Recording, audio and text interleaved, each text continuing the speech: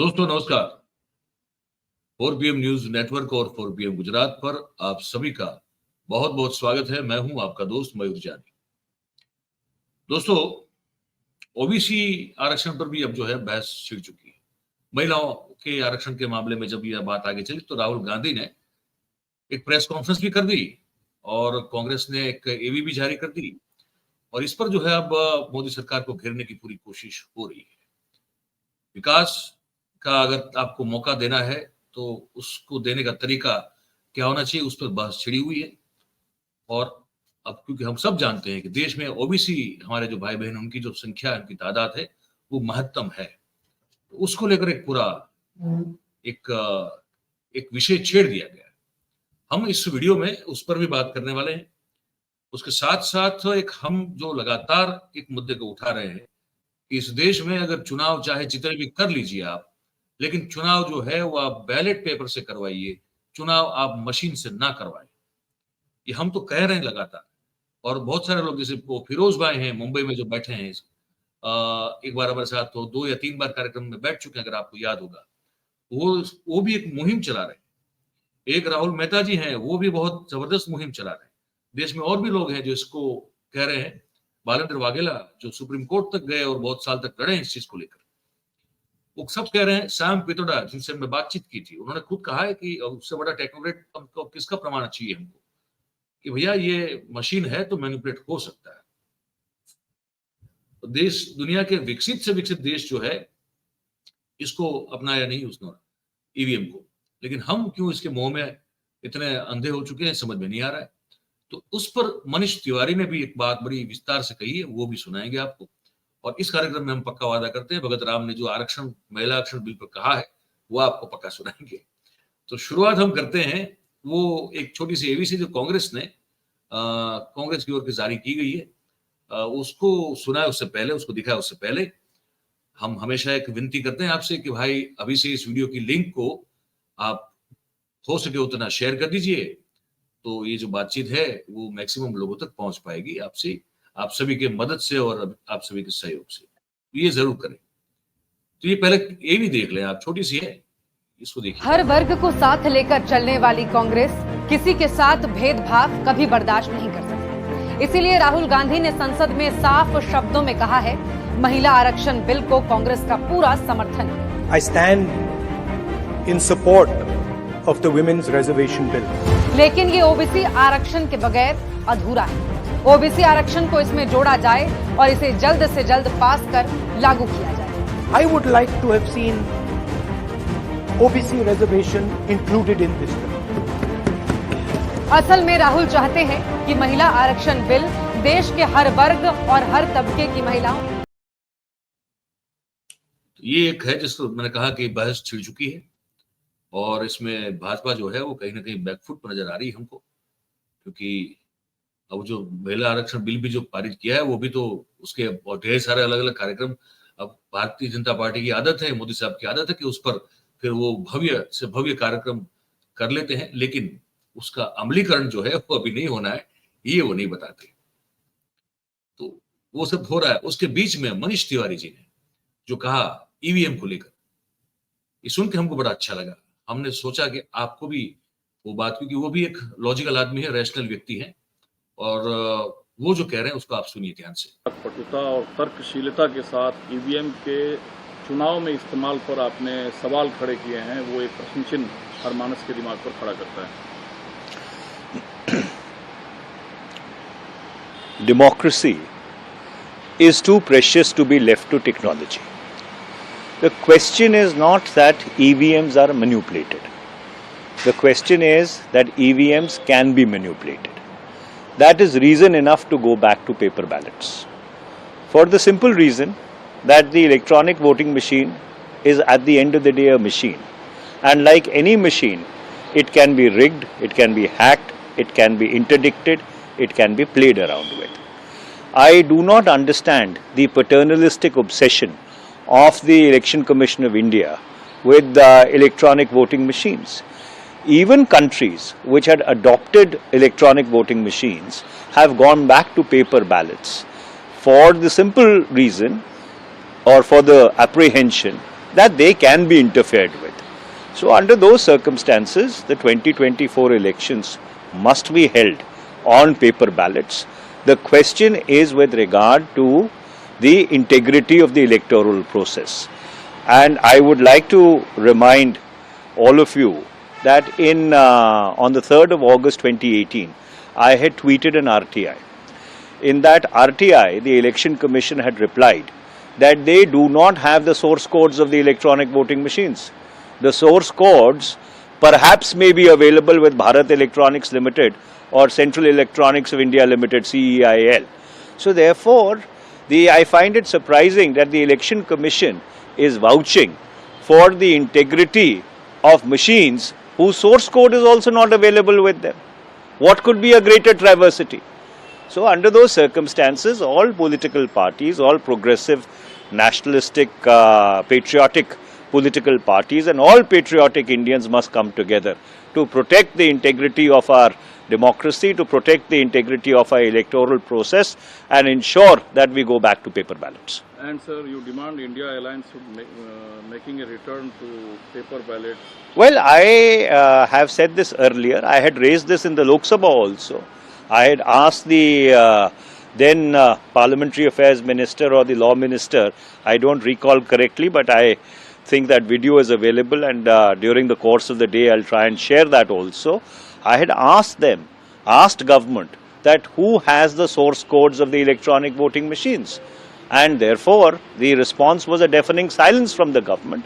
So I would definitely urge the India Alliance also to put this on their agenda, to consider this seriously. A lot of people in the India Alliance have done very serious work on the integrity of the electronic voting machines. The time has come to protect our democracy from technology. So what will be impact your suggestion on the government and election commission? Well, that is for the election commission to reply and that is for the government to reply. All I am saying, and I am repeating myself again, question is not that electronic voting machines are rigged. Question is the perception that they can be rigged, and democracy is too precious to be left to technology. And how can you see the Ramesh Bheduri statement in House, I mean to say Parliament, Lok Sabha? ये बड़ी महत्वपूर्ण बात कही मनीष तिवारी जी ने। मैं आपको उसका हिंदी में सार बता देता हूं आपके लिए। ये कहा कि सवाल ये नहीं है कि हम ये मान के चलते हैं कि ईवीएम में घोटाला या ईवीएम रिग्ड हो सकता है, मतलब कि ईवीएम कैन बी मैनिपुलेटेड, वो मैनिपुलेट हो सकता है, हो गया है। लेकिन सवाल ये है कि ये मशीन है, इसलिए मशीन, कोई भी मशीन जो है वो रिग्ड हो सकता है, कोई भी मशीन जो है वो मैनिपुलेट हो सकता है। और हमारी जो डेमोक्रेसी है, हमारा जो लोकतंत्र है, उस लोकतंत्र में आप क्यों उस लोकतंत्र को किसी मशीन के सहारे छोड़ना चाहेंगे? ऐसी क्या मजबूरी है हमारे चुनाव आयोग की कि वो इस मशीन के सहारे हर चीज को छोड़ना चाहते हैं? अच्छा ये होगा कि आप जो है इसको निकाल दें, बैलेट पेपर से करवाइए, क्या फर्क पड़ता है? और उन्होंने एक चीज और बड़ी महत्वपूर्ण कही कि उन्होंने एक आरटीआई की थी 2018 में, और उस आरटीआई में उन्होंने जवाब मांगा था कि इस मशीन के सोर्स कोड किसके पास होते हैं। चुनाव आयोग ने कहा कि भाई हमको तो नहीं पता, हमारे पास नहीं है, हो सकता है कि शायद वो भारत इलेक्ट्रॉनिक्स के पास हो, या हो सकता है कि वो जो CEIL है, सेंट्रल इलेक्ट्रॉनिक्स ऑफ इंडिया जो है, उसके पास हो। तो सोर्स कोड जब उन्होंने कहा कि हमने लॉ मिनिस्टर को पूछा है, हमने चुनाव मंत्री को पूछा है, हमने सबको पूछा है, लेकिन फिर भी कोई इस बात को बता नहीं पा रहा है कि इसका सोर्स कोड किसके पास है। तो ये तो बड़ी गंभीर बात है, ये बड़ी बहुत ही गंभीर बात है। और इसका जवाब अगर ना मिले तो इससे अच्छा है कि आप जो है वो इस को रोकिए और बैलेट पेपर से आप करवाइए। इसमें कौन सी बुरी बात है, इसमें कौन सी गलत मांग की जा रही है, हमको समझ नहीं आ रहा है। और उन्होंने कहा कि इंडिया अलायंस जो है वो इंडिया अलायंस पर भी उन्होंने अपनी बात रखी हुई है, और इंडिया अलायंस को वो अर्ज करेंगे, वो विनती करेंगे कि भाई आप जो है वो जरूर से आप इसको भी अपने एजेंडे में रखिएगा। ये जरूरी था आपको बताना। अब हमारे दोस्त भगत राम ने महिला आरक्षण बिल पर क्या कहा है वो आपको सुनवाते हैं, आप उसका भी आनंद लीजिए। नारी शक्ति बंधन किया है हुई है बच्चों ने, ऐसा भाई और साहब क्या बोल रहे हैं बच्चे? दीदी, ओ दीदी, ये कहाँ चल गए? नहीं, तो गलत चल गए। हमारे फोन में ज्यादा ही खराबी आ रहे हैं, कुछ हम चलाना कुछ चाहते हैं, चल कुछ जाते हैं। अब वीडियो चलाएंगे ही नहीं हम, नहीं तो फिर वो 50 करोड़ के गर्लफ्रेंड वाला भी चल जाएंगे, जर्सी गाय वो पता नहीं कौन कौन सा गलत चल जाएंगे, वीडियो नहीं चलाएंगे हम। भाई साहब नए पार्लियामेंट में एंट्री हो गए, महिला आरक्षण का बिल ला दिए, और ये देख रहे हो लिब्रांडू को भाई साहब हमेशा की तरह तारीफ नहीं कर रहा है, हमरा सिर्फ कितना बड़का काम किया है भाई साहब, ऐतिहासिक, फिर भी तारीफ नहीं कर रहा है। बोला ओबीसी का महिला तो है ही नहीं इसमें, और वो हमारे राष्ट्रपति कहाँ हैं, नए पार्लियामेंट के उद्घाटन में भी नहीं बुलाए। अब गृह प्रवेश किए नए पार्लियामेंट का, उसमें भी राष्ट्रपति मुर्मू को नहीं बुलाए, और राष्ट्रपति की जगह पे किसको बुलाए हैं, इनको बुलाए हैं, कंगना रनौत, सपना चौधरी, रीना ढाका, ईसा गुप्ता, देश के फर्स्ट नागरिक जो होते हैं, फर्स्ट नागरिक राष्ट्रपति के बजाय इन लोग को बुलाए हैं। हाँ तो हमरा शहर बुलाया है तो कुछ सोच के ही बुलाया होगा, और राष्ट्रपति को जो नहीं बुलाया है तो कुछ सोच के ही नहीं बुलाया होगा। ये तो बकवास कर देता है। पहले देख रहा था क्या बोल रहा था, प्रोटोकॉल के वजह से नहीं बुलाया, प्रोटोकॉल का, राष्ट्रपति प्रोटोकॉल में सबसे ऊपर होते हैं ना देश में, पीएम नीचे होते हैं। तो जिस भी प्रोग्राम में राष्ट्रपति आ जाते हैं और मान लो वहां पीएम भी हैं, तो फिर पीएम उद्घाटन नहीं कर सकते। प्रोटोकॉल के हिसाब से राष्ट्रपति आ गए तो राष्ट्रपति हरी झंडी दिखाएंगे और राष्ट्रपति फिर उद्घाटन करेंगे, फिर पीएम पीछे हो जाते हैं, राष्ट्रपति आगे हो जाते हैं। कैमरा में भी सब जगह राष्ट्रपति दिखेंगे फिर, और हमरा शेर कैसे सहन कर लेगा। जहां का हेड ही राष्ट्रपति हैं उसमें भी झांकने नहीं देता, उसमें भी आने नहीं देता, और बुलाता किसको उनकी जगह पे, इन लोग को। हाँ तो हम बताएं ना कि भाई हमरा से नहीं बुलाया तो कुछ सोच के ही नहीं बुलाया होगा। हो सकता भाई तकलीफ ना देना चाह रहा हो राष्ट्रपति, भाई थोड़ा बूढ़ा हो रहे हैं, थोड़ा आने जाने में दिक्कत हो जाएंगे, आराम करने दो, इस वजह से भी उद्घाटन में भी नहीं बुलाया, सिंगोल पिंगोल में भी नहीं बुलाया। तो केयर कर रहा है, पीएम केयर है ना, तो राष्ट्रपति का उनके फायदे के लिए नहीं बुला रहा है। भाई साहब हमरा शेर तो भाई साहब खुद ओबीसी है, हमारे हंसी वैसे छुटे हैं, इसका गलत कोई मतलब मत निकालो। हमरा शेर ओबीसी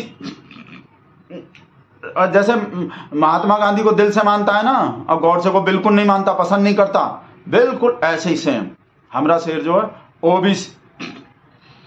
हमरा हंसी जो कोई जोक याद आ रहे हैं, संतोष भेजे थे ना, उसके वजह से हंसी छुट रहे हैं, हम वैसे नहीं छुट रहे। तो हमरा शेर तो खुद ओबीसी हैं। तो अब सोचो, जो आदमी खुद ओबीसी हैं, इतना बड़का ओबीसी हैं, ओबीसी के लिए तो भाई साहब उकाऊ राहुल गांधी जो मोदी को बोल दिया था, जो चोर होते हैं सबका सरनेम मोदी का को, भाई साहब पूरा देश गुंजा दिया था। हमरा शेर का संस्कारी पार्टी ओबीसी का अपमान कर दिए, पिछड़ी जाति का अपमान कर दिए, कहा कि हमरा शेर जो पिछड़ी जाति के हैं।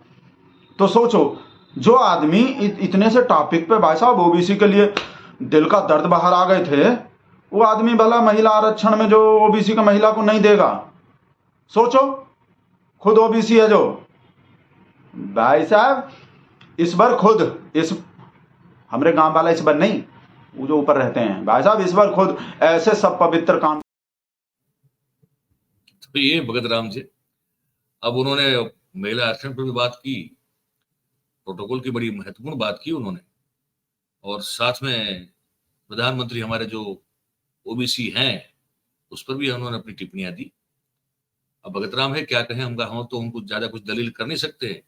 वो जो कहते हैं हम सुन लेते हैं, और हम भी सुन लेते हैं, आपको सुना भी देते हैं, ठीक है। तो चलिए, अभी इस कार्यक्रम में हमने 3 बातें की। एक तो कांग्रेस द्वारा उठाया गया और राहुल गांधी के द्वारा उठाया गया जो मुद्दा है कि आरक्षण में ओबीसी का भी समावेश क्यों नहीं, इसको लेकर मैं कह रहा हूं कि आगे और बड़ी एक बहस छिड़ने वाली है, अभी छिड़ चुकी है एक्चुअली। और ईवीएम का मुद्दा बहुत महत्वपूर्ण, जो मनीष तिवारी ने कहा है कि वो इंडिया अलायंस को कहेंगे कि उठाए, मेरे ख्याल से वो बहुत जरूरी है मुद्दा उठाना, और बैलेट पेपर से इस देश में चुनाव होना बहुत जरूरी है। और भगत राम जी का तो क्या कहना, फिर उसके बारे में तो हम कुछ कह नहीं सकते। अब सब आपने सुना देखा, आप क्या सोचते हैं, इसको आप हमारे कमेंट बॉक्स में लिख के जरूर से बताइएगा।